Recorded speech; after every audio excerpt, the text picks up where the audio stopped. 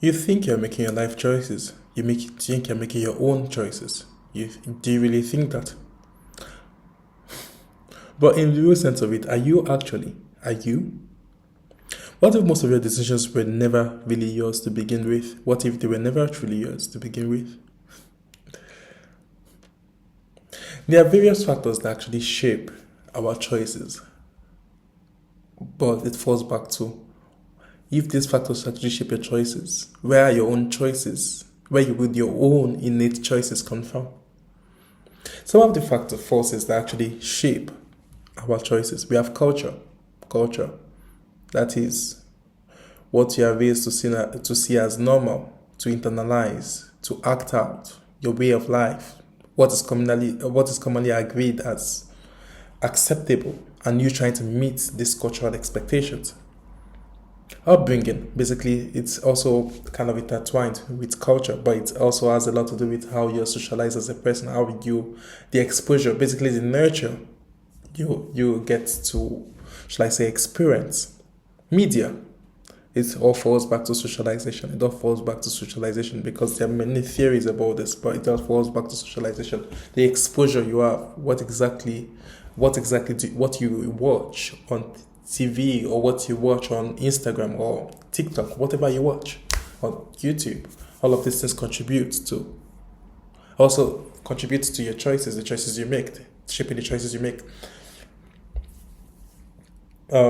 It's kind of like I said earlier, it's gonna be very hard to separate yourself from the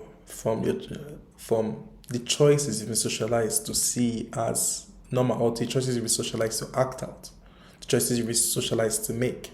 It's gonna be very hard because first of all, we have media normalizing certain things. Like media is normalizing so much.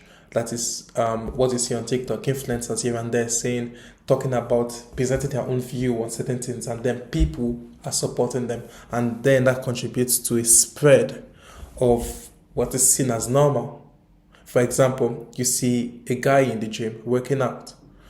All the TikTok has to do is post a video saying that guy was a creep, and then you have people in the comment section supporting that person, that guy was a creep, without actually even knowing the full story from the guy's perspective.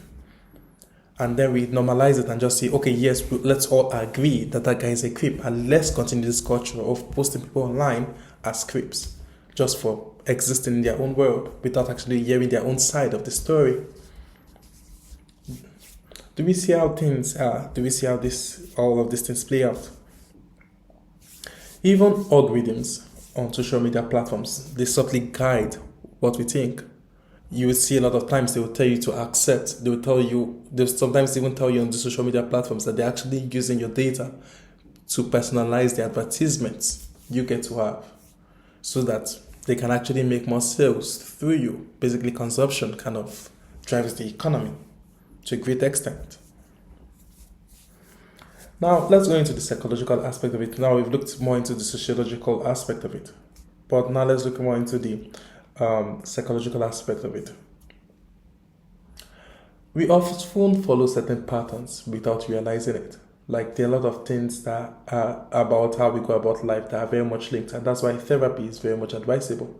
Even while Sigmund Freud's work is no longer as respected as it used to be, because it's not considered, should I say, rigorous enough to be considered quality research.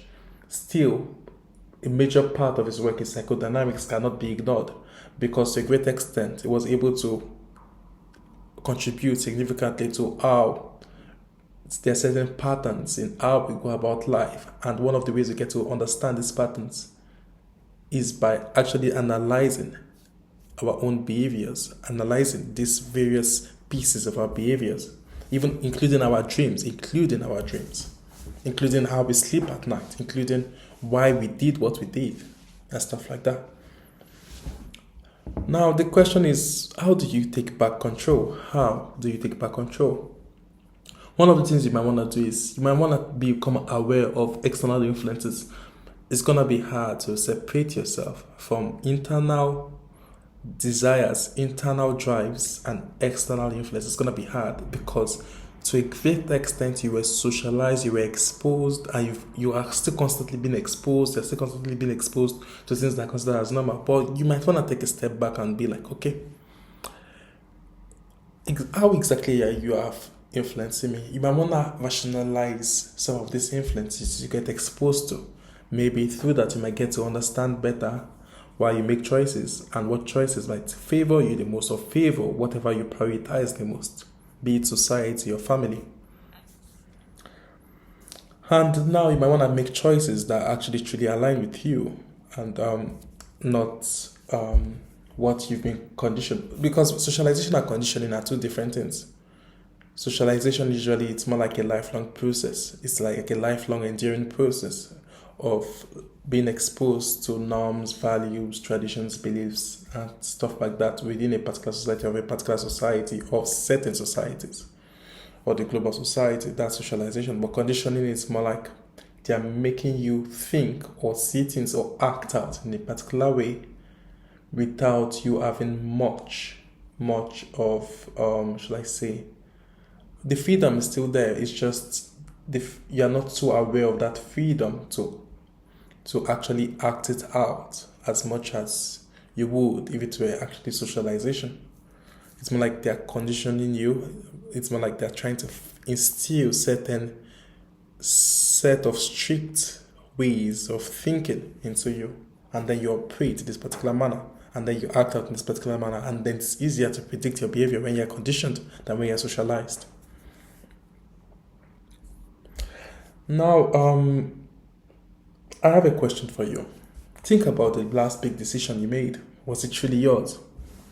Or were you influenced? Like when it comes to the big decision you made, it could be the divorce you recently had. It could be the decision to get into university or the decision to drop out of university. Whatever that is, just think about it. Think about it and drop it in the comment section below. Were those your thoughts, or were they mostly due to the influences from external pressures? Thank you very much for coming to watch this video. I really do appreciate that you spent your time watching this, and I do hope that you learned from this, and I do hope you come back for the next video, because my videos typically they are designed to educate you, enlighten you, and they usually come from a sociological, a psychological, or a social psychological perspective. It just depends on the content of the video. So thank you very much. Do subscribe, do like, do share. See you in the next video. Bye.